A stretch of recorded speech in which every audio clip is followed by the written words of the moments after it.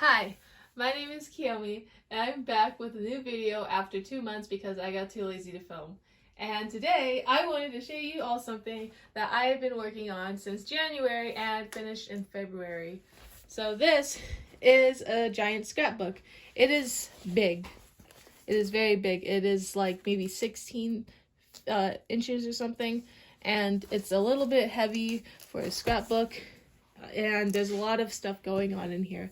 Basically, it is all of my drawings from my youth, and now that my 21st birthday is coming up, I figured I'd share with you all. Share the pages inside, and as well as the techniques that I've used to create it. Some of the artwork is actually from college as well, but most of it is from my youth. It's just a place to store it, basically that. So if you have 7th grade artwork or basically any artwork from when you're younger, like a lot of it, and you're struggling with putting it somewhere, then I figured this video would be for you. So enjoy! Before I get into the process of me making this scrapbook, I was actually focusing on getting most of my artwork stored and displayed in other places first, so that the scrapbook could be lightweight and hopefully smaller, but I didn't actually meet that goal. It's fine. It's not really a big problem, but to get to that first, I was starting to display my artwork in an old portfolio that I haven't really used, at least professionally. So I figured I might as well just use it to display like really nice artworks that I had, just in case I had guests over, which is unlikely.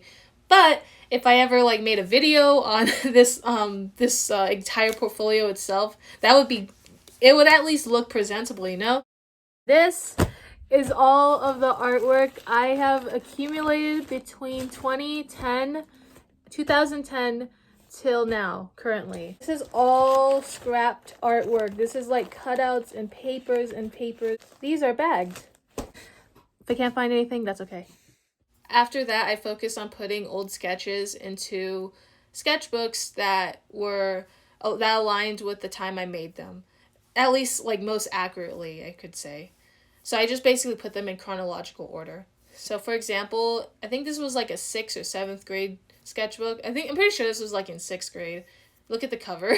But I put a lot of sketches on there, as well as just like in random places. So if I had like a small area that has like nothing on it, no doodle or anything, I would try to find a sketch that I made, cut it out from the paper, and then plaster it over there somehow, whether it be like if I folded it or I just put it there completely.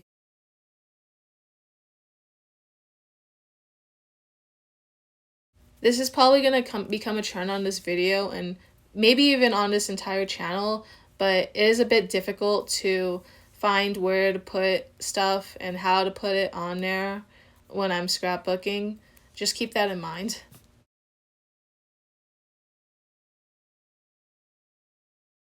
So now into actually making the scrapbook that's focused on this video.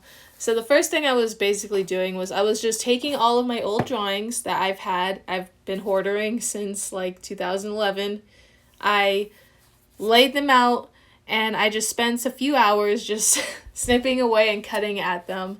Just cutting out the drawings and stuff that I liked. If it didn't really stick with me, then I'm gonna be honest with you, I threw it out.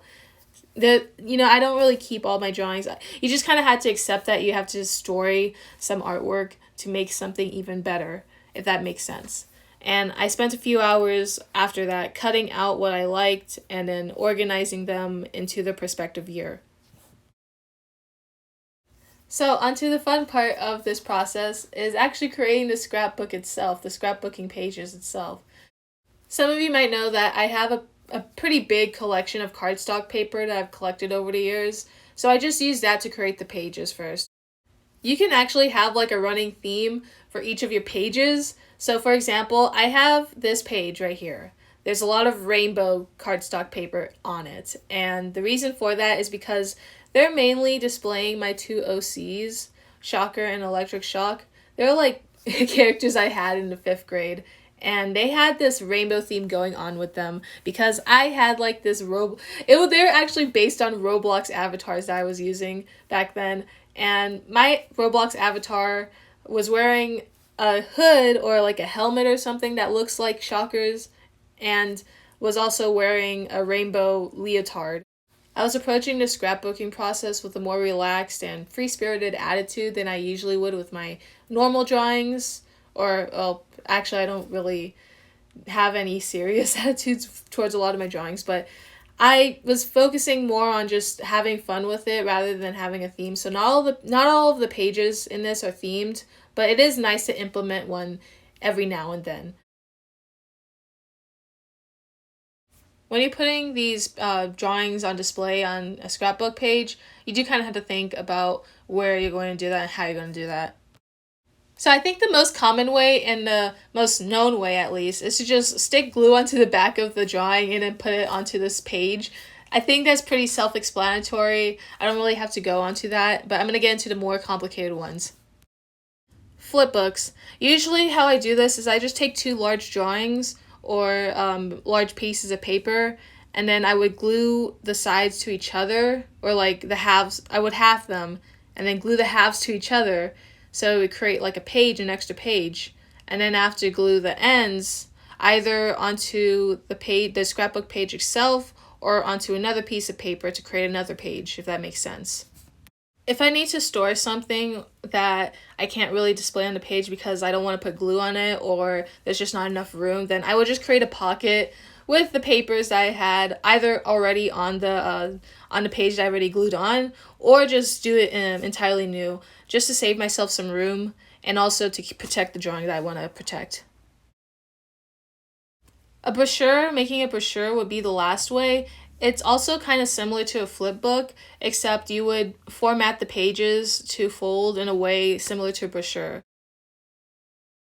A curtain is something I refer to as something like similar to a flip book, except you have two pieces of paper that are revealing one drawing that's within it.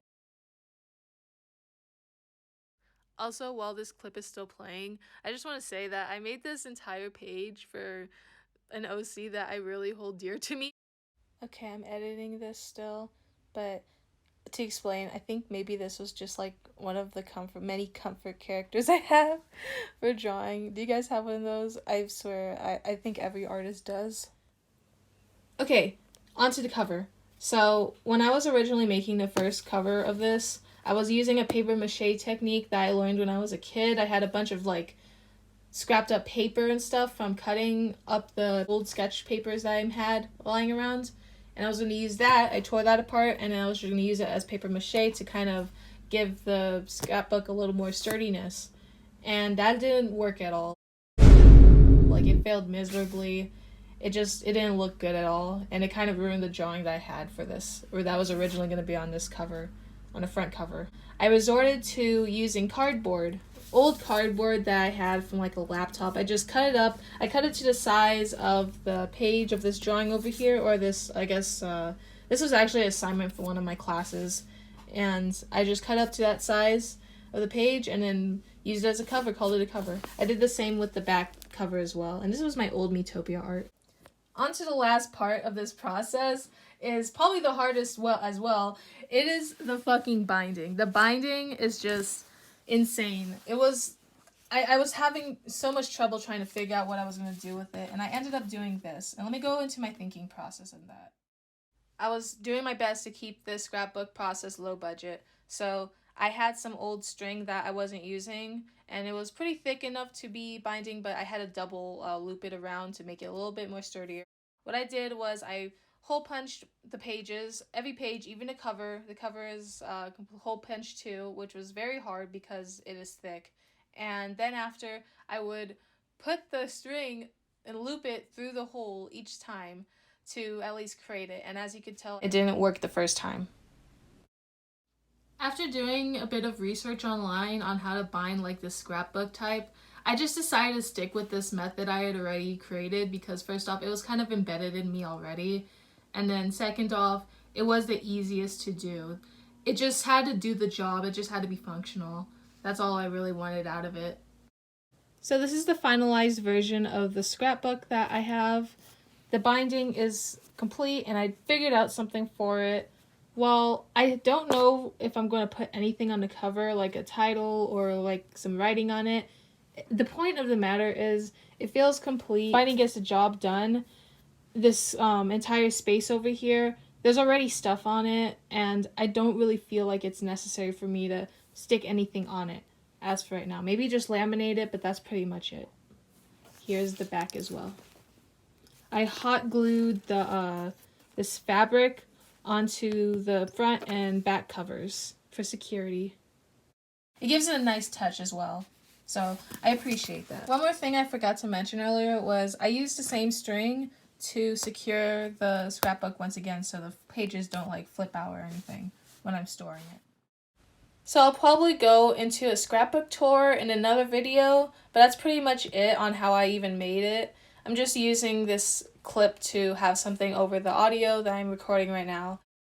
Thank you all for watching. Oh, and thank you for 100 subscribers, or like more than 100 now. I appreciate it a lot. I'll see you guys in the next video. Goodbye.